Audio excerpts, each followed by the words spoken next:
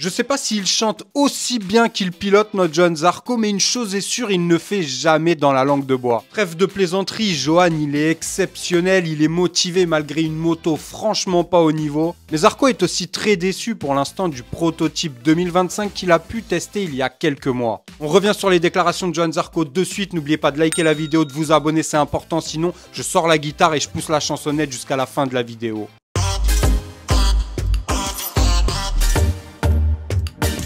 On le sait, ça va pas fort pour les constructeurs japonais. Ça, depuis de nombreux mois, c'est une petite musique qui revient sans cesse. Et comme tout le monde, on espère que les constructeurs japonais, que ce soit Honda ou Yamaha, car nos deux pilotes français sont chez ces deux constructeurs-là, on espère évidemment que les choses vont s'arranger petit à petit. Il y a eu des points de concession de fait qui ont quand même aider un peu à trouver une meilleure voie, aider les équipes à travailler. Pour Yamaha, ça leur a permis quand même de faire un petit step en avant. Pour Honda, c'est un peu plus compliqué, en tout cas ça prend un peu plus de temps, même si on le sait, Johann Zarco s'est battu comme un diable, comme un dieu toute la saison dernière, terminant brillamment premier pilote Honda. Donc déjà coup de chapeau à Johann parce qu'il a su rester motivé. On a vu que certains autres pilotes chez Honda, ont terminé la saison sur les genoux, totalement dépassés par la situation. Mais Johann est toujours resté mobilisé, même s'il est apparu déçu à certains moments, mais toujours motivé. En attendant, suite à la fin de saison, ils ont pu tester leur prototype qui sera le leur en 2025. Et Johann Zarco, il y a quelques jours, a donné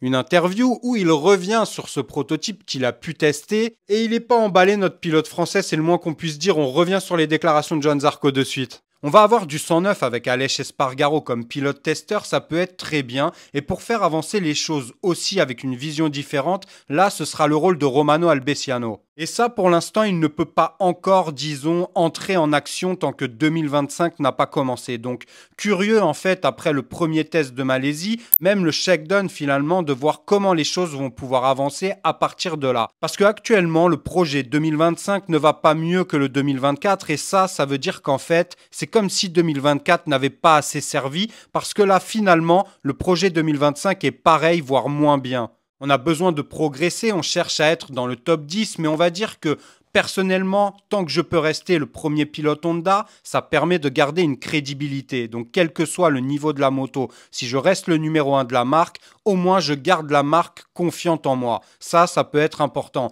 Mais après, c'est rester premier pour viser 2027 où on ne sait jamais. Il peut y avoir, grâce au changement de règlement et de moto, un avantage pour Honda d'un seul coup ou un avantage pour les Japonais. En tout cas, c'est impératif de continuer à travailler car repartir en arrière pour essayer de réévoluer, on serait toujours en retrait. Zarco, comme d'habitude, toujours très motivé, toujours à fond dans le projet, mais il glisse quand même là-dedans le fait qu'il ait été déçu par le prototype 2025, qu'il juge au même niveau que le 2024, voire moins bien. Et ça, c'est clairement une petite phrase adressée à ses employeurs. Il souhaite, avec ce genre de discours, les garder motivés pour continuer à faire évoluer les choses. Et ça, c'est très bien. Quand on a un pilote comme Johann Zarco, avec autant d'expérience et des performances, mine de rien, qu'il arrive à faire avec cette moto qui est quand même très délicate et pas évidente du tout à piloter, on l'a vu avec les autres pilotes. Franchement, ils ont de la chance d'avoir Johann Zarco dans leur équipe parce que c'est pas avec les autres pilotes qu'ils auraient fait quoi que ce soit cette saison et il aide beaucoup à l'évolution, au développement de la moto, donc ça aussi c'est un bon point. Donnez-moi votre avis sur les déclarations de Johann Zarco et la situation de Honda.